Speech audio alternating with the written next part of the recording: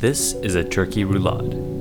I don't know about you, but I'm tired of boring, dry Thanksgiving turkey. Now this dish takes a little more work, but I promise you it's worth it. We're gonna start by fully deboning our turkey. Take off the wings by popping out the shoulder joint and cutting through the cartilage. Then remove the legs by cutting the skin attached to the breast and popping out the leg joint. Use the tip of your knife to cut away the oyster, then follow the backbone to remove the entire leg. Remove the breast skin and set it aside for later.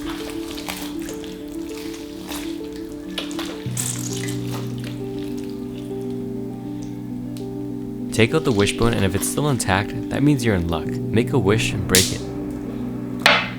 Now run your knife along the breastbone, being careful to cut as close to the bone as possible in order to extract the most meat.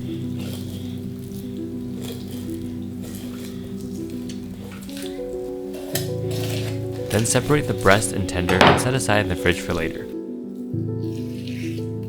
Keep the bones for stock as well. Now we'll debone the legs. Separate the drum and thigh by cutting through the knee joint. Cut along the sides of the thigh bone and scrape down till you get to the end.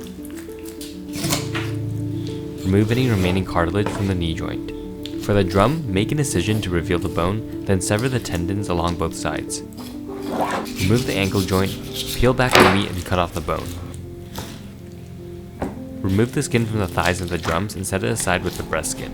Now the next step is tedious, but you can do it if you want a smoother meat farce later on. Use the tip of your knife to cut away the tendons, then peel off the meat while scraping with your knife.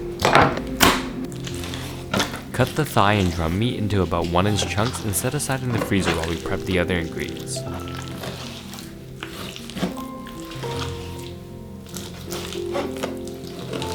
Now finally chop your herbs of choice. I'm using rosemary, tarragon, and sage. As you can see, the best way to strip rosemary and tarragon is by pulling the stem in the opposite direction of the leaves. With the larger sage leaves, I first rolled them up, then chopped them into strips before running my knife through them. This technique is called a shifting method.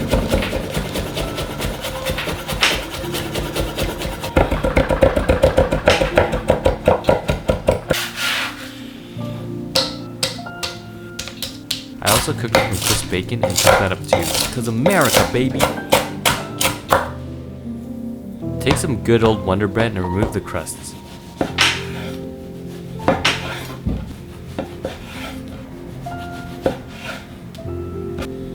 Make a panade by combining heavy cream and egg and our bread. A panade is a bread cream mixture that helps keep meat farces moist.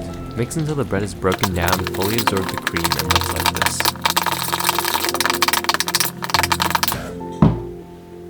Now get a food processor and add your cubed thigh and drum meat. You want to make sure all your ingredients are cold at this step to reduce the chance of the farce splitting later on. Process the meat until it's a coarse paste and add our chopped herbs and bacon.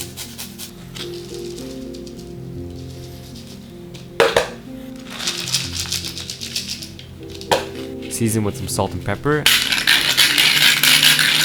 Add about 2 tablespoons of the panade to give everything some lubrication.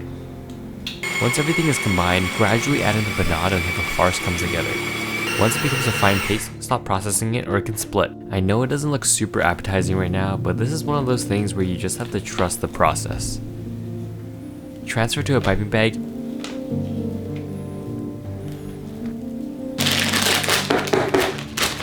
And give it some helicopter action to remove any air bubbles. This may look a little inappropriate, but I promise I'm not joking around. This is a real technique. Tie it off and we have the stuffing for our roulade. Now grab the turkey breasts and butterfly them. Cut along the thick part of the breast, stopping just before the end until it opens up into 2 thin halves that kind of look like butterfly wings. Cover with a sheet of plastic wrap and take out all your stress by pounding it. Cover a large work surface with a double layer of plastic wrap. Lay the breasts on and hit them with some salt and pepper. Pipe the farce in the lower half of the breasts and use a spatula to spread it evenly. If you have any farce left over, make some super tasty turkey meatballs out of them. Now here comes the hard part. Don't worry if you mess it up, you can always re-roll it. Take the plastic wrap and gently roll the breast to encompass the farce. Just think of it like a burrito, but both the filling and the tortilla are turkey meat. Take the sides of the plastic wrap and roll while pushing in to tighten the seal. Make a knot on one side, then while holding the other side, continuously roll until it's super tight. Knot the other side and you have a beautiful tube of meaty goodness. At this point, you can place the entire roulade in the fridge for about 3 days before you need to cook it, giving you time to plan ahead. Once you're ready to cook it, place the roulade in a 155 Fahrenheit water bath for 2 hours. Cooking it sous vide allows us to maintain a precise temperature that ensures our meat is perfectly cooked, tender, and stays juicy. Meanwhile, prep the crispy skin topping by laying out the breast and leg meat on a tray. Place a sheet of parchment and another tray on top and bake at 400F until it's crispy and beautiful like meat. Let it cool down and chop it up. This was so satisfying too. Honestly, the hardest part of this recipe was trying not to snack on this crispy turkey skin. Now once our roulade is finished cooking, it's time to slice. Just look at all that juice pouring out. Slice it into your desired thickness and admire your work. I wound up getting about 6 slices out of this, but you can always make them thicker or thinner. I know it's not the prettiest thing right now, but just wait. Give it a quick sear over medium-high heat, then brush on a bit of mayo to act as a binder. Dip it in a crispy turkey skin, and oh baby, just look at that. To go with the roulade, I made a classic stock using the turkey bones and wings, which were blanched and then topped with water and left to simmer overnight. Then I made a brown roux by adding equal parts flour and butter and cooking it down until it turned into a dark paste.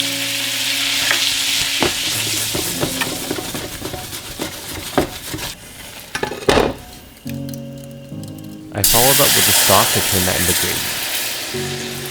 I seasoned the gravy with salt and pepper and plated it up. Now I believe Thanksgiving is just an excuse for drinking gravy, so I'm adding what I think is just barely enough. Ooh.